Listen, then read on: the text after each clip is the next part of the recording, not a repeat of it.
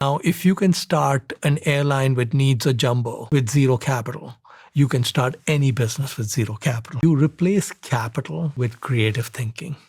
So he calls 206-555-1212, which is directory assistance in Seattle, Washington.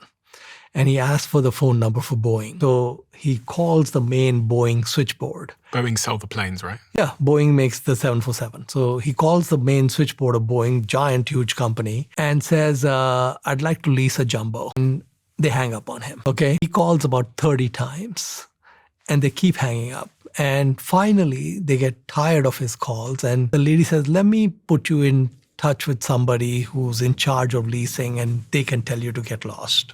Okay, so she transfers him to a person who's actually leasing jumbos. This person tells Richard, says, look, Mr. Branson, in every country, we have one customer. And in the UK, that is British Airways. So we have nothing to talk about. So he says, well, just humor me for a second. He said, if British Airways called you and said that they wanted to lease an old used jumbo, do you have one lying around?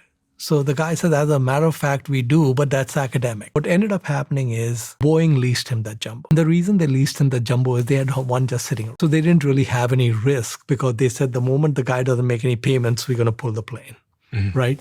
So now when you have an airline, you sell all the seats 4 months in advance. The cash has already come in.